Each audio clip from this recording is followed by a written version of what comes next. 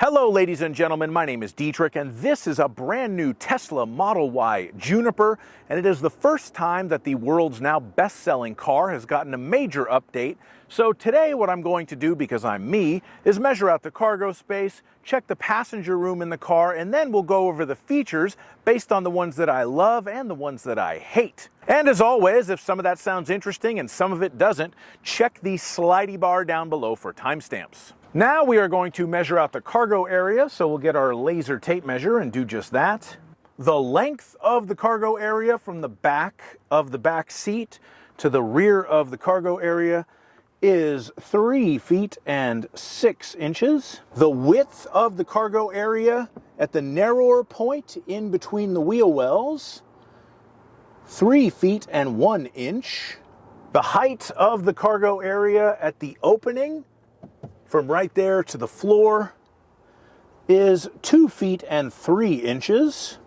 And if we push these buttons, we can fold down the second row seats. The length of the rear cargo area with the second row seats folded down is about 5 feet and 11 inches. And I say about because that's the measurement to the back of that front seat, so it could change a little bit. We do have a pretty flat load floor. There's no hump.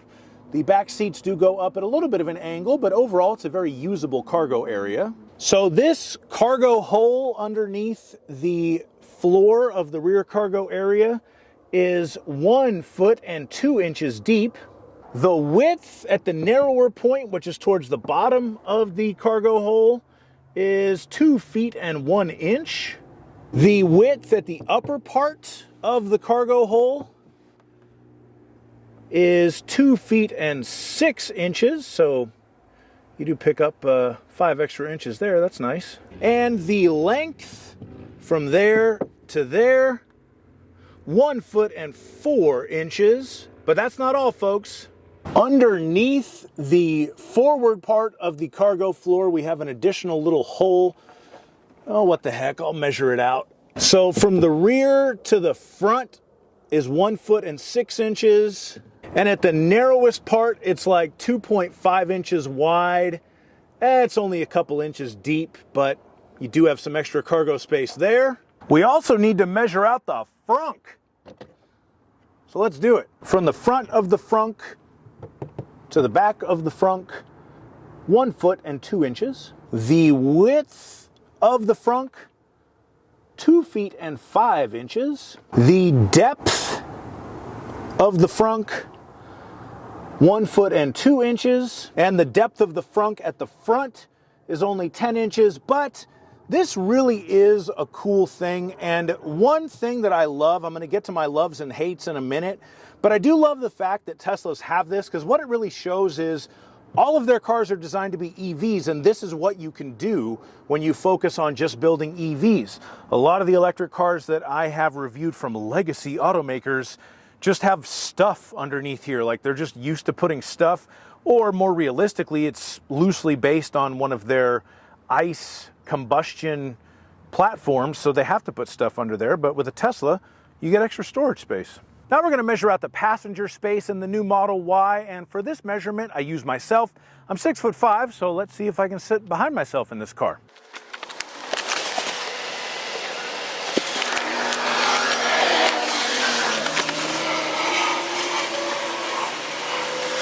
The answer to this question, of course, is yes.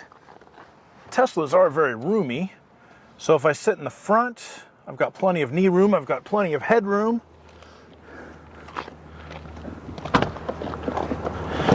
And if I get in the back, same story, enough knee room, plenty of headroom. There's even some space behind me in my natural monkey driving position. I do like the new touchscreen. Man, I'm sweaty. It's because of this dang glass roof. I like the new touchscreen, but we'll get more into that when we talk about things I love and things I hate. And we also have 2 USB-C charging ports. Now we'll start with the features, and first of all, something that I absolutely love about the new Juniper Model Ys are the LED matrix headlights. When you have the automatic high beams on, it's not just full on or full off. It can light up certain parts of the road that are dark, but not blind the traffic oncoming, and as you're driving it at night, you can see it lighting up different points and turning segments of the headlights off. It's really, really cool. I've always been obsessed with lights, and these are some of the coolest headlights I've ever seen. But moving on to something that I hate, that would be the interior ambient lighting. Now, this is another new feature for the Juniper Model Ys, and this is something that has become quite common in new cars, especially in the luxury class, but Tesla really made the most half-hearted attempt I've ever really seen at this. It's just one light bar around the belt line of the cabin. You can change the color of that one line, but it doesn't change the lights in the center console or the footwells or anything. You get a much more comprehensive set of ambient lights in even an entry-level Mercedes or BMW these days. Sticking with lights and updates, I do love the updated styling with the LED light bars in the front and the rear. I think that's a big upgrade from the first generation Model Y. I love the way it looks. It's very distinctive and a lot more aggressive and even cleaner than the old sort of bulbous headlights that were on the original model. But as far as updates for this Juniper model, I don't like the interior controls. Now, I did drive a Model 3 Highland last year, so the Highland had the touchscreen gear shifter, which this new Model Y Juniper has. I don't like that. I think that that is a downgrade, but one thing I did like on the Model 3 Highland was the buttons for the turn signals. I thought that was actually a big improvement, and I liked using them. This one still has the stock for the turn signals.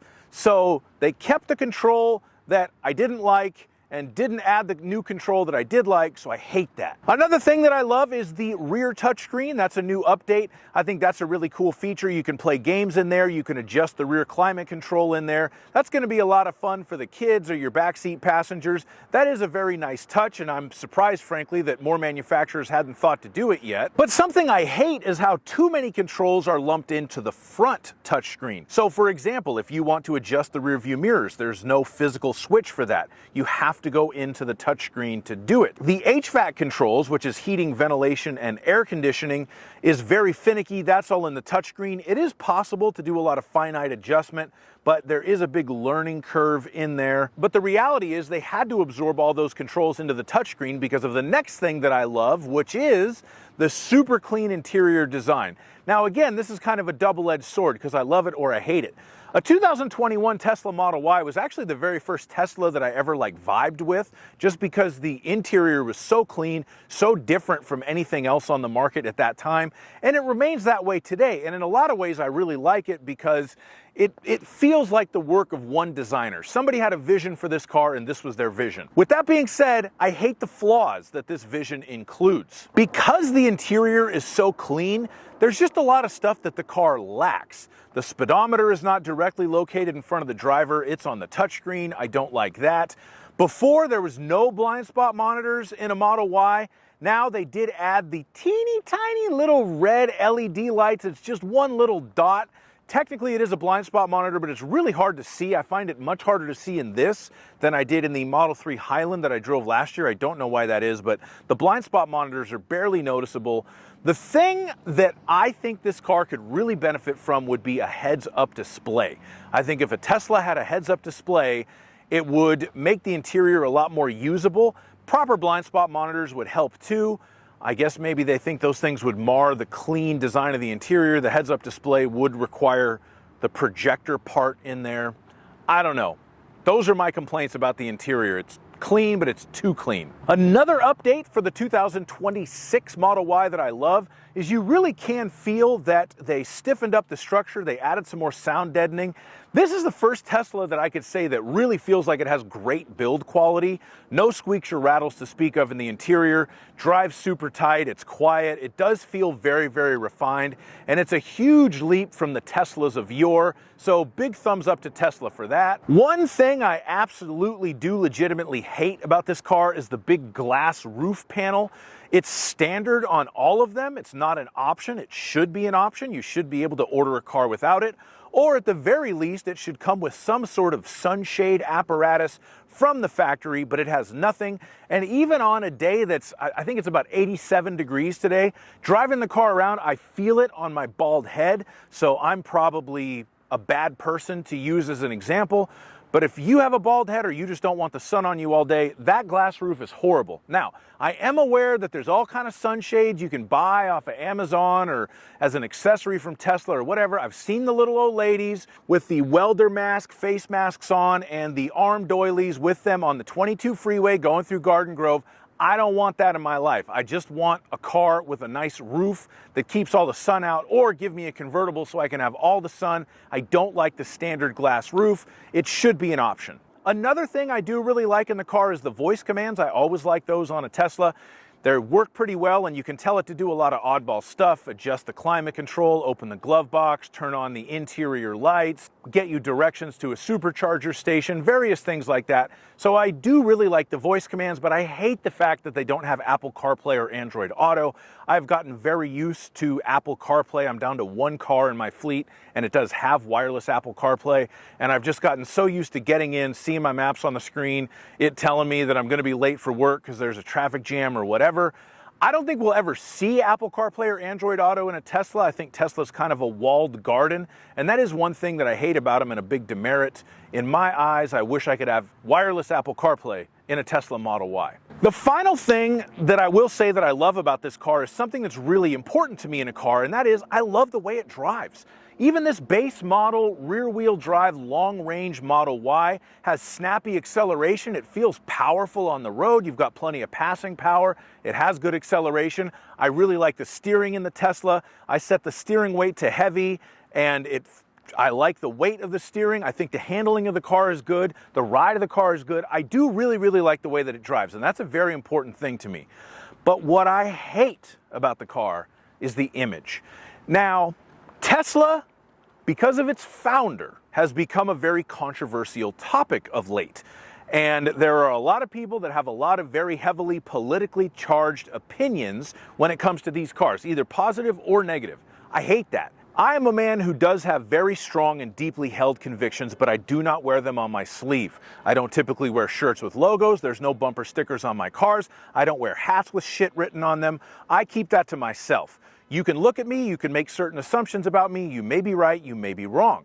But when you look at someone with a Tesla, for a long time, you've always made assumptions about them. Originally, it was that they were some eco-environmentalist person. I hated Teslas back in the day when I had a Twitter account, and this was before Elon bought Twitter, because I thought their fans were so annoying online. And if you're watching this, you know who you are, because if you've gotten this far, you've probably already left me at least 2 angry comments about things that I complained about. So I've never liked Teslas for their fan base. And I didn't like the early ones because I felt like for what they cost, especially with the early Model S's, the build quality wasn't there. The cars weren't worth it. And I thought they were kind of gimmicky. But now Elon flipped the script on his politics, and now you're making a different kind of political statement. And the funny thing about that is there's people who bought these things in like 2018, 2019, 2022 who thought they were making a certain political statement, and then it turned out it flipped on them and they had to buy some kind of a bumper sticker that said, I bought this before I knew Elon was blah, blah, blah. And the thing about that is, if you agree with what Elon's positions are, I don't even know what they are at the moment, he could very well flip them up on you in the next 10 months. He could do a bunch of ayahuasca with Joe Rogan, throw in with Bernie Sanders, and decides he's a socialist. It's possible. So you don't really know what you're getting from an image perspective, but you're getting something, and I hate that about the car. I would not buy a Tesla. For the Model Y, I do really think it's a nice car. I wouldn't buy it for the glass roof, the lack of wireless CarPlay, and the image thing. That's it. If somebody wants to buy this just strictly as a car, I totally get it. It is a nice car. There are many things to like about it, but it's not for me. So anyways, I hope you liked my review. If you watched this long, thank you very much. Please give me a like, leave me a comment if you agree with me or if you disagree with me, but please be nice to each other and be nice to me. I'm not trying to be mean to anyone or tell anyone they're wrong with my review. These are just my feelings. As always, please like and subscribe and have a wonderful day. Bye-bye.